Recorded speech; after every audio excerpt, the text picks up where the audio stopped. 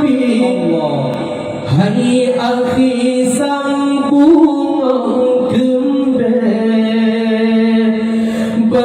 bungoeng lain hana Saket kamala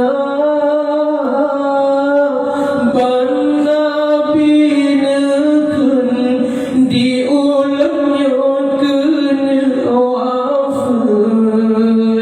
karangan sukun nyawang malaikat dan bandung sahabat dun katana sarin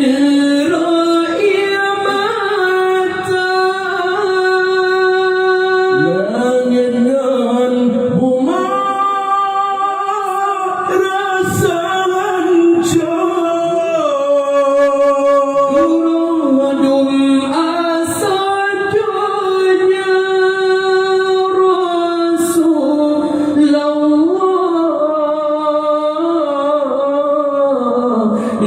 tinggai dunia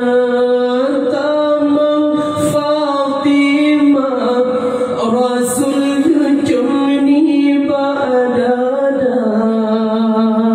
Buddha Aisyah jembakana Sayyidina Hasan dan Husain sampuh jarani bamuka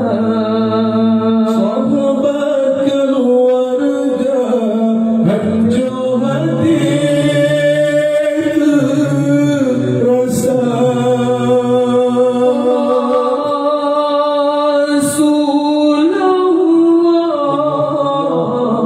Rasulullah tinggai dunia sakit di nabi hai akhi sang bungoeng keumbee bungoeng lain hana Saket kamala nabi nekun diulang nyokun wafat karangan sukun nyawang malaikat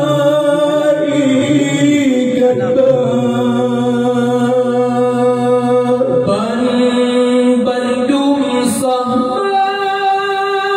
dum kataha sarin ro'ia mata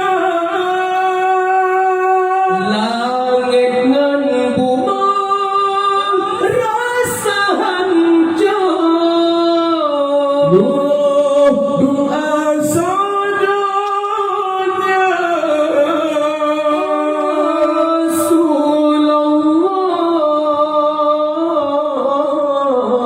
Rasulullah tinggai dunia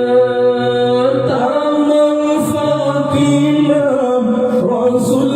jumni badada dengan Aisyah jembakana Sayyidina Hasan dan Husain sampuh jarani bamuka sahabat keluarga hancur hati terasa